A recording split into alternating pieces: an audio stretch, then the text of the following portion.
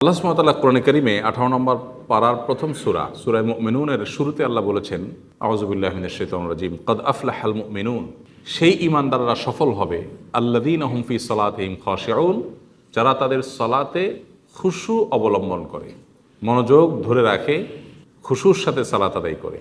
ওয়াল্লাযীনা হুম আনিল লাগবি মুরিদুন, যারা অনর্থক কাজ পরিহার করে, বেহুদা কাজ করে না, জীবনকে অহেতুক কাজে নষ্ট করে না। ওয়াল্লাযীনা হুম লিয-যাকাতি ফাইলুন, যারা যাকাত আদায় করে। ওয়াল্লাযীনা হুম লিফুরুজিহিম হাফিজুন, সফল মুমিনদের আরেকটি বৈশিষ্ট্য হলো যারা নিজেদের চরিত্রকে হেফাজত করে, সম্ভ্রম রক্ষা করে, যারা তাদের চরিত্রকে অন্যায় এবং আল্লাহর নিষিদ্ধ ক্ষেত্রে ব্যবহার করে না, অনাচার করে না। এই মানুষগুলোর সম্পর্কে আল্লাহ বলেছেন আরও কিছু গুণ বৈশিষ্ট্য, যাদের আমানত অঙ্গীকার রক্ষা করবে। আল্লাহ বলেছেন শেষে এসে, উলাইকা হুমুল ওয়ারিসুন আল্লাযীনা ইয়ারিসুনাল ফিরদাউসা হুম ফিহা খালিদুন। এই বৈশিষ্ট্যের মানুষরাই হলো জান্নাতুল ফিরদাউসের মালিক হবে, তারা জান্নাতুল ফিরদাউসের মালিক হবে, ওয়ারিস হবে। দুনিয়ার মতো না, একটা জমির মালিক হলাম আমি, আমার বাপ মরে গেল, এরপর আমি মালিক হলাম, হতে হতে 40-50 বছর বয়স হয়ে গেল, এরপরে আর 20-30 বছর পরে আমি নিজেই চলে গেলাম। এটা মালিক হওয়া না, এটা দারোয়ানি করা। 20-30 বছর টেক কেয়ার করলাম আমি, এরপর আবার আমার ছেলে মালিক হল, আরেকজন মালিক হয়ে গেল। কিন্তু জান্নাতুল ফেরদৌসের মালিক যে হবে, সে অনন্তকালের জন্য মালিক হবে। আল্লাহ আমাদেরকে সেটা মালিক হওয়ার তৌফিক দান করুন। নবী করিম সাল্লাল্লাহু আলাইহি সাল্লাম বলেছেন, মাইয়াদমান লিমা বাইনা লিহইহি ওয়া মা বাইনা রিজলাইহি আদমান লাহুল জান্নাহ, যে ব্যক্তি তার দুই চোয়ালের মধ্যবর্তী অঙ্গ অর্থাৎ মুখ, এটাকে নিয়ন্ত্রণ করবার দায়িত্ব নিবে, এবং দুই পায়ের মধ্যবর্তী অঙ্গ অর্থাৎ তার সম্ভ্রম, ইজ্জত, চরিত্র, সেটাকে সংরক্ষণ করার, হেফাজত করার, অপাত্রে অননুমোদিত ক্ষেত্রে ব্যবহার করা থেকে বিরত রাখার দায়িত্ব যে নিবে নিজেরটা নিজে, নবীজি বলেছেন আদমান লাহুল জান্নাহ, আমি তার জান্নাতের দায়িত্ব নিলাম। সোজা কোনো কথা না ভাই, জান্নাতের দায়িত্ব নিয়েছেন নবী করিম সাল্লাল্লাহু আলাইহি সাল্লাম। কার জন্য? যে নিজের জবান, এ মুখ দিয়ে হারাম খাবে না, হারাম বলবে না, আর তার ইজ্জত সম্ভ্রমকে হেফাজত করবে, অপাত্রে ব্যবহার করবে না। এমনকি কেউ যদি হস্তমৈথুন করে, সেও অপাত্রে ব্যবহার করলো, কারণ এটা অনুমোদিত পাত্র নয়। তো অনুমোদিত ক্ষেত্র ছাড়া কেউ যৌনাচার করে না। এইটুকুর কন্ট্রোল যদি কেউ করতে পারে নিজের ব্যাপারে এবং জিম্মাদারি নিতে পারে, তাহলে নবীজি তার জান্নাতের দায়িত্ব নেবেন ইনশাআল্লাহ। ভাইরা আমার, এমনিতেই নবী করিম সাল্লাল্লাহু আলাইহি সাল্লাম আরও 1450 বছর আগে বলে গেছেন কি? তিনি বলেছেন যে আমার উম্মতের জন্য এর চেয়ে বড় কোনো ফিতনা আমি রেখে যাইনি। তিনি বলেছেন, মা তারাকতু বাদি ফিতনাতান আদাররু আলার রিজালি মিনান নিসা, পুরুষদের জন্য নারীদের চাইতে বড় পরীক্ষার কোনো বিষয় আর আমি রেখে গেলাম না। একজন পুরুষ দুনিয়াতে, তার জন্য সবচেয়ে চ্যালেঞ্জের বিষয় হলো নারী ঘটিত ইস্যুতে সে নিজেকে পবিত্র রাখা, পরিচ্ছন্ন রাখা, তার চরিত্রকে কালিমা এবং কলুষ থেকে, হারাম সম্পর্ক থেকে মুক্ত রাখা। এটার মতো কঠিন কাজ, এর মতো কঠিন পরীক্ষা পৃথিবীতে আরেকটা নবীজি বলেছেন আমি রেখে যাইনি। এটা সেই সময়ের কথা। এখন আপনার যে ওপেন কালচার গোটা পৃথিবীতে প্রমোট করা হচ্ছে, গোটা পৃথিবীতে আজ যে মানুষকে বিভিন্নভাবে উন্মাদনা তৈরি করবার খুব বাজে একটা প্রচেষ্টা আমরা দেখতে পাচ্ছি, যে নিজের চরিত্রকে হেফাজত করার মতো কঠিন আরেকটা কাজ আজকের পৃথিবীতে নেই। তাহাজ্জুদের নামাজ পড়া যত কঠিন, ভোর রাতে উঠে, 5 ওয়াক্ত নামাজ তো বটেই, ফজর নামাজ জামাতের সাথে পড়া যত কঠিন, এমনকি হালাল উপার্জন করা আজকাল যত কঠিন, সবচেয়ে কঠিন কাজগুলোর একটা হলো হালাল উপার্জন করা। এটা যত কঠিন, এর চাইতেও বেশি কঠিন হলো নিজের চরিত্রকে কি করা? হেফাজত করা। এই জন্য ডক্টর খন্দকার আব্দুল্লাহ জাহাঙ্গীর রহমতুল্লাহ আলাইহি বলতেন যে, তিনি তার কথা বলতেন যে আমার মতো দাড়ি পাকা বুড়ো মানুষ 5 ওয়াক্ত নামাজের পাশাপাশি তাহাজ্জুদের নামাজ, নফল নামাজ পড়ে আল্লাহকে খুশি করা আমার জন্য যতটা কঠিন হবে, তোমরা যারা যুবক আছো, শুধু যদি একটা চ্যালেঞ্জ নাও যে আমাদের চরিত্রে কোনো কালিমা লাগতে দেব না, এবং তুমি যদি সাকসেস হও, তাহলে আমার চাইতে তুমি সফল হয়ে গেলে। আমার তাহাজ্জুদের চাইতে শুধু তোমার চরিত্রটাকে হেফাজত করা বেশি উত্তম হয়ে গেল। এই জন্য এই চ্যালেঞ্জটা আমাদের নিতে হবে। ইমানদার সে নিজেকে নিয়ন্ত্রণ করবার সক্ষমতার অধিকারী হতে হবে। ঢিলা মানুষ কখনো ভালো ইমানদার হতে পারে না। ঢিলা মানুষ মানে যেখানে দেখলাম সেখানে কাত হয়ে গেলাম, বুঝেন নাই? কোনো সৌন্দর্যের প্রতি আকৃষ্ট হয়ে ওখানে বায়াত হয়ে মুরিদ হয়ে নিজের ইমান আমল তাকওয়া সব ভুলে গেলাম। এটা ঢিলা মানুষের লক্ষণ। আর টাইট সিরিয়াস মানুষের লক্ষণ কি? না, এটা আমার জন্য অনুমোদিত না, বিধে আমি আমার নিজের নজরকে হেফাজত করব। আল্লাহ শিখিয়েছেন কুল্লুল মুমিনিনা ইয়াগুদ্দু মিন আবসারিহিম ওয়া ইয়াহফাজু ফুরুজাহুম। হে রাসূল, বলে দিন ইমানদারদেরকে তাদের চোখগুলোকে যেন হেফাজত করে, অপথে যেন না দেখে। যেটা দেখলাম সেগে ফেলফেল করে তাকায় থাকলাম, ওরে বাবার এত সুন্দর। এরপর তাকে মনে মনে মন কেলা খাইলাম, মনে মনে বাজে চিন্তা করলাম। ঢিলা মানুষের কথা, যেখানে যা দেখে সেটা দেখে পাগল হয়ে যায়। আর ইমানদার তার চরিত্রকে সে হেফাজত করার জন্য সংগ্রহ, নো, এটা আমার জন্য অনুমোদিত না।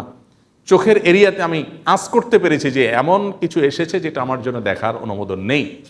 কেন শরীয়ত দেখতে নিষেধ করেছে? কেন নিষেধ করেছে? অনেকে মনে করে এটা বাড়াবাড়ি, না বোঝার কারণে, তারা দিনকে না বোঝার কারণে আমাদের অনেক ভাইরা মনে করেন এটা বাড়াবাড়ি। না ভাই, এটা বাড়াবাড়ি না, এটাই বাস্তবতা এবং এটাই বাস্তবসম্মত, এটাই যথার্থ। কারণ মানুষের চোখ হলো একটা দেশের যেরকম বর্ডার থাকে, মানুষের চোখ হলো মানুষের শরীরের বর্ডারগুলোর মধ্যে অন্যতম। এই বর্ডার যদি নিয়ন্ত্রণের বাইরে চলে যায়, তখন রাজধানী কলব নিয়ন্ত্রণের বাইরে চলে যায়, মনোজগৎ নিয়ন্ত্রণের বাইরে চলে যায়। চোখ দিয়ে যা দেখে মনে তাই মানুষ কল্পনা করে। এজন্য রাজধানী তুল্য কল্প বা অন্তর্ক কেউ যদি হেফাজত করতে চায়, তাহলে চোখ তুল্য বর্ডার, কান তুল্য বর্ডারকে তার হেফাজত আগে করতে হবে। এই জন্য শরীয়ত বাঁধ দিয়েছে। আজকের দুনিয়া, ভোগবাদী দুনিয়া আপনাকে বলবে কি না, আপনি অন্যায়ভাবে কারোর উপরে চড়াও হতে পারেন না, কাউকে টিজ করতে পারেন না, কাউকে আপনি বাজে কথা বলতে পারেন না। হ্যাঁ, খুব ভালো কথা, এই কথাগুলো ভালো। কিন্তু মুশকিল হলো এমন কালচার প্রস্তুত করে রাখা হয়েছে, ডেভেলপ করা হয়েছে যে তাকে চতুর্দিক থেকে উন্মাদনা তৈরি করার জন্য যা লাগে সব ব্যবস্থা করা হচ্ছে তার জন্য। আবার বলা হচ্ছে না, খবরদার নিজেকে নিয়ন্ত্রণ করতে হবে। হাস্যকর। আর ইসলাম বলে তুমি তোমার চরিত্র হেফাজত করো, তারও আগে নিজের চোখের হেফাজত করো। কারণ চোখের হেফাজত করতে না পারলে তোমার চরিত্রের হেফাজত করা সম্ভব হবে না। এই জন্য আমাদের ভালো মুসলমান আদর্শ মানুষ হওয়ার জন্য নিজের চরিত্র এবং সম্ভ্রমকে হেফাজত করার সংকল্প করতে হবে। চেষ্টা করা যাবে না ইনশাআল্লাহ? ইতিপূর্বে যদি কারোর চরিত্রে কোনো কালিমা লেগে গিয়ে থাকে, তাহলে আল্লাহর কাছে তওবা করলে আল্লাহ মাফ করবেন। কিন্তু এই শর্তে তওবা হবে খাঁটি তওবা। খাঁটি তওবার লক্ষণ কি? যে আমি কখনো ওই পাপের ধারে কাছেও আর যাব না। যদি কেউ এই সংকল্প করে ঠিক রাখতে পারে, তাহলে ইনশাআল্লাহ বিইذনিল্লাহ আল্লাহ তার পেছনের গুনাহ, জিন্দিগিতে যে জেনা করেছে, হারাম সম্পর্ক, সব আল্লাহ মাফ করে দিবেন। এই মোবাইল ফোনে যে হারাম জিনিস দেখায়, ইউটিউবে, ফেসবুকে, আমরা অনেকেই দেখি, নামাজ পড়ি আবার দেখি। এই রোগটা, এই ব্যাধিটা আমাদের মধ্যে আছে না নেই? নিয়ন্ত্রণ করার জন্য সংকল্প করতে হবে। না, আমি দেখব না। যদি আপনি নিয়ন্ত্রণ করার জন্য সংকল্প করেন, দেখেন আমি বলি এটা চুলকানির মতো, চুলকানির মতো। চুলকানির মলম বিক্রি করবো না, বোঝার জন্য বলতেছি। চুলকানিটা হলো মানুষের যখন চুলকায় কোথাও, তো রাস্তা দুইটা, হয় ধুমসে চুলকানো, যেহেতু চুলকাইতেছে ভালো করে চুলকায়। যখন চুলকায় তখন মানে চুলকানির ক্ষেতটা মিটে যায় যেহেতু মজাই লাগে। বাট আফটার চুলকানি জলে, জলে কিনা খুব জলে রক্ত বের হয়ে যায়, জ্বালা পড়া হয়, তাই না? আর যদি চুলকানের জায়গাটাকে খুব জোরে সোরে না চুলকায়, বরং একটু ডলে টলে কোনো রকম এটা দমায় রাখা যায়, তাহলে ওই চুলকানির মজাটা পাওয়া যায় না ঠিক, কিন্তু জ্বালা পোড়া হয় না।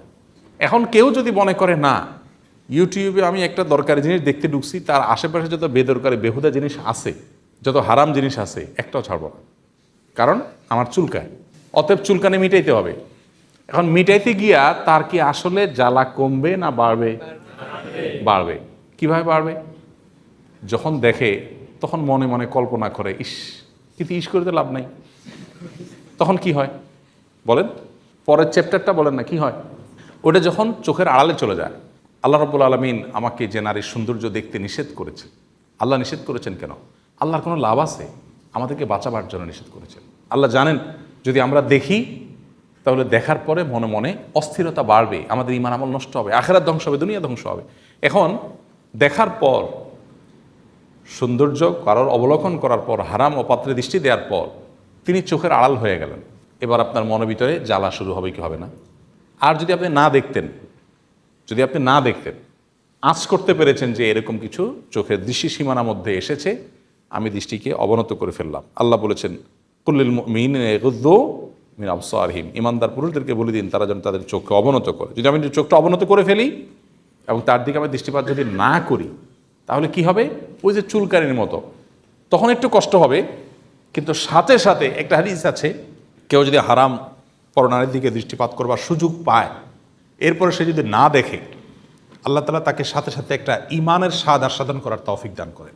যদিও এই হাদিসে সনদকে মুহাদ্দিসে অনেকে দঈফ বলেছেন, কিন্তু এটা পরীক্ষিত বিভিন্নভাবে যে যদি সাথে সাথে কেউ নিজের চরিত্রকে হেফাজত করে, তৎক্ষণাৎ এবং নগদ আল্লাহর পক্ষ থেকে যে নেয়ামতটা আসে সেটা হলো ঈমানের স্বাদ অন্তরে আস্বাদিত। অর্থাৎ সে যে হারাম এবং পাত্রে দৃষ্টি করলো না, অপাত্রে যে দৃষ্টি করলো না, দিল না, এজন্য সাথে সাথে কিছুক্ষণ পর যখন তার চোখের আড়াল হয়ে যায় সে, তখন তার কাছে ভালো লাগা কাজ করে, আলহামদুলিল্লাহ আমি আল্লাহর একটা নির্দেশ রক্ষা করতে পেরেছি। নবী করিম সাল্লাল্লাহু আলাইহি সাল্লাম বলেছেন, তোমরা কি জানো যে মানুষকে সবচেয়ে বেশি জাহান্নামে নেবে কিসে? মানুষের কোন অঙ্গের গুনাহ মানুষকে সবচেয়ে বেশি জাহান্নামে নিক্ষেপ করবে? সাহাবা একরাম বলেছেন, আল্লাহ এবং তার রাসূল ভালো জানেন।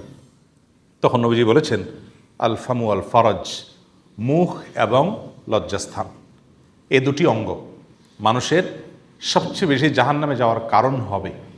অর্থাৎ এগুলোকে কন্ট্রোল করতে না পারলেই তার দুনিয়াও ধ্বংস, আখিরাতও ধ্বংস।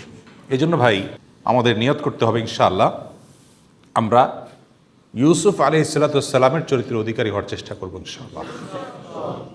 তরুণরা সূরা ইউসুফটা ভালো করে পড়বেন, অর্থ সহকারে, ব্যাখ্যা সহকারে, কিভাবে ইউসুফ আলাইহিসসালামের কাছে হারাম ও অফার আসা সত্ত্বেও তিনি নিজেকে রক্ষা করেছেন।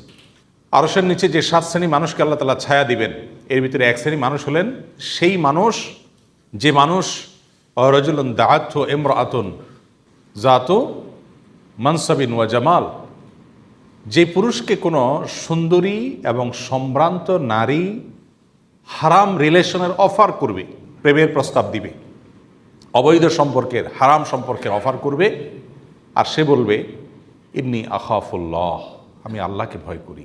এই কথা যে বলতে পারবে, অর্থাৎ হারাম অফারকে যে ডিনাই করতে পারবে, নিজেকে নিয়ন্ত্রণ করতে পারবে, আল্লাহ তাআলা তাকে কিয়ামতের ভয়াবহতম দিনে আরশের নিচে ভিআইপি প্যান্ডেলে ছায়াদান করবেন। তো এই জন্য ভাই এই চ্যালেঞ্জটা নেব তো ইনশাআল্লাহ। সকল ভালোবাসা এগুলো নিজের স্ত্রীর জন্য আমরা জমিয়ে রাখব। আজ ঘরে ঘরে যে অশান্তি, এর অন্যতম একটা কারণ এটা, ভালোবাসার যেখানে সেখানে বিলিয়ে এরপরে দরকারের সময় পুঁজি দিয়ে টান পড়ে। অজাগায় অপাত্রে বিলানোর পর যখন দরকার হয় তখন পুঁজি থাকে না, তখন অভিনয়, নাটক, শুধু SMS আই লাভ ইউ লেখা তো চিরা ভিজে না, ভেতর থেকে তো আসে না আসলে। কারণ মহব্বত ভালোবাসা তো রাস্তায় রাস্তায়, স্কুল লাইফ থেকে বিলানো শুরু হয়েছে, ভার্সিটি লাইফ, কর্মস্থল, বিলাইতে বিলাইতে এরপরে তার পুঁজি আসলে আর নাই বেচারা। এরপরে বাকি জীবন শুধু নাটক অভিনয় করে প্রেমের ভালোবাসা কয়দিন টিকে সংসার। এই জন্য তুলনামূলকভাবে দেখবেন হুজুরদের যত দোষ দেন, যত ত্রুটি বলেন না কেন, অন্তত বউয়ের সাথে সম্পর্কের ক্ষেত্রে বা তালাকের হার কম হওয়ার ক্ষেত্রে আলেমরা, হুজুররা একটু হলেও আগায়া থাকে। যদিও লেবাসে পোশাকে হুজুর আজকাল ঘরে ঘরে, রিয়েল হুজুর যদি হয়, সত্যিকারের দিনদার মানুষ যদি হয়, তাহলে তার চরিত্র হেফাজতে রাখা সহজ হবে এবং তার সুফলও সে পাবে, দাম্পত্য জীবনে সে সুখীও হবে। আল্লাহ আমাদের সে রিয়েল এবং সত্যিকার ভালো মানুষ হওয়ার তৌফিক দান করুন। তাহলে গায়ে গতরে ইমানদার হওয়ার পাশাপাশি, গায়ে গতরে মুসলমান হওয়ার পাশাপাশি আমাদের চরিত্রের দিক থেকে মুসলমান হয়ে ওঠার চ্যালেঞ্জ আমাদেরকে নিতে হবে। চেষ্টা করা যাবে না ইনশাআল্লাহ? গোটা সমাজ আপনাকে ভোগের জন্য দাওয়াত দিচ্ছে, চরিত্র নষ্ট করার দাওয়াত দিচ্ছে। আল্লাহ নবী সাল্লাল্লাহু আলাইহি ওয়াসাল্লাম আমাদের সবচেয়ে আপন, আমাদের সবচেয়ে কল্যাণকামী, তিনি মানব জাতিকে এই ধ্বংসের হাত থেকে রক্ষার জন্য বলে গেছেন। আজ সেটা আমাদের কাছে বড় পানসে।